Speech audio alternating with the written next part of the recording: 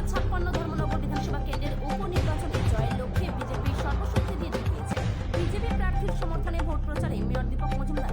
উত্তর ত্রিপুরা জেলার 56 ধর্মনগর বিধানসভা কেন্দ্রের উপনির্বাচনে বিজেপি প্রার্থী জহর চক্রবর্তীর সমর্থনে রাতে আগরতলা পুর নিগমের মেয়র ও 7 রামনগর বিধানসভা কেন্দ্রের বিধায়ক দীপক মজুমদার অত্যন্ত সক্রিয়ভাবে ভোট প্রচার চালিয়েছেন।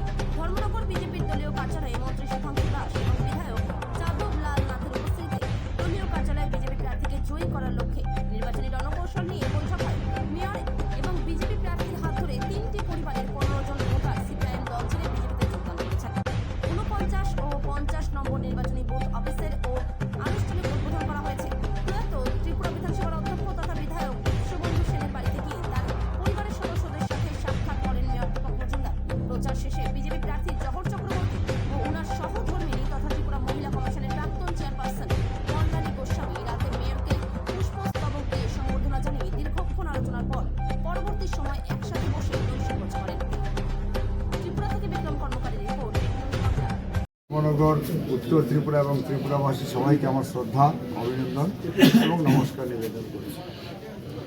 আপনারা দেখেছেন আমাদের এই উপনির্বাচনে ভারতীয় জনতা পার্টির সমস্ত স্তরের কার্যকর্তারা, বুথের কার্যকর্তারা, পৃষ্ঠা প্রমুখ, মণ্ডল, জেলা, রাজ্য, মোর্চার সমস্ত কার্যকর্তারা, নেতৃত্বরা সবাই আমরা একযুগে একই পরিবারের লোক হিসাবে আমরা সবাই মাঠে নেমেছি, আমরা কাজ করছি এবং আমরা 100% নিশ্চিন্ত যে ধর্মনগরের গণদেবতারা, ভোটাররা যেভাবে আমাদের সঙ্গে থেকে আমাদের সহযোগিতা করছেন তাতে আমরা নিশ্চিন্ত যে বিগত দিনে ভারতীয় জনতা পার্টি এই ধর্মনগরের মাটিতে যে রেকর্ড গড়েছিল 18তে এবং 23-এর সাধারণ নির্বাচনে আমাদের বিগত দিনের যিনি প্রার্থী ছিলেন প্রাক্তন অধ্যক্ষ, প্রাক্তন বিধায়ক বিশ্ববন্ধু সেন মহাশয় বিপুল ভোটে জয়ী হয়েছিলেন দুইটা নির্বাচন।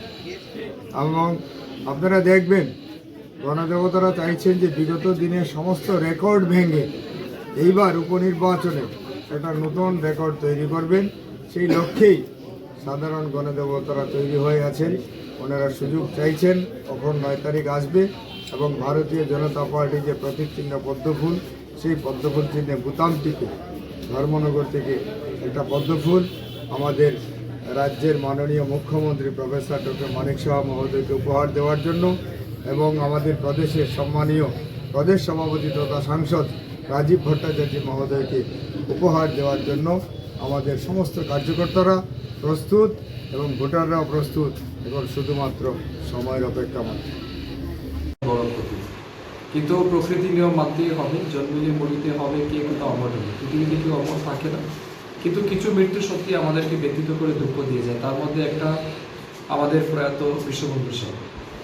তো এই যে নির্বাচন হচ্ছে, এই নির্বাচনটা উপনির্বাচন, এই নির্বাচনে সরকারের পরিবর্তন কিংবা প্রত্যাবর্তন তার কোনো সুবিধা নেই, শূন্যস্থান পূরণের নির্বাচন হচ্ছে। তো ভারতীয় জনতা পার্টির কেন্দ্রীয় নেতৃত্ব, রাজ্য নেতৃত্ব যাকে প্রার্থী হিসাবে মনোনীত করেছে, তিনিও দীর্ঘ বছর ভারতীয় জনতা পার্টির পতাকাকে কাঁধে নিয়ে বিজেপি দলের নীতি আদর্শকে বুকে বহন করে দীর্ঘ পথ চলেছেন। এই ধর্মনগর এলাকায়, নর্থ ত্রিপুরা এলাকায় বিজেপির সংগঠনকে মজবুত করার জন্য ওনারা কাজ করেছেন। এমনও ব্যক্তিকে বিজেপি দলের মনোনীত করায়, প্রার্থী হিসেবে নির্বাচিত করায় আমি মনে করি এটা অনেক বড় একটা প্রাপ্তি ধর্মনগরবাসীর জন্য এবং এটা খুব ভালো সিদ্ধান্ত। এবং ধর্মনগরের মানুষ যেভাবে স্বতঃস্ফূর্তভাবে বেরিয়ে এসে প্রার্থীকে সমর্থন করছেন, আমি নিশ্চিত আগামী 9 এপ্রিল নির্বাচনের পর যখন ফল প্রকাশ হবে, বিরোধী রাজনৈতিক দলের জামানত বাজেয়াপ্ত করে আমাদের ভারতীয় জনতা পার্টির প্রার্থী জহর চক্রবর্তী মহোদয় বিপুল ভোটের ব্যবধানে এখান থেকে জিততে চলেছেন এবং এই বিধানসভা কেন্দ্রের প্রাক্তন বিধায়ক প্রয়াত বিশ্ববন্ধু সেনের অর্ধসমাপ্ত অপূর্ণ কাজগুলিকে তিনি পূর্ণতা দেবেন, এটা আমি প্রত্যাশা রাখছি।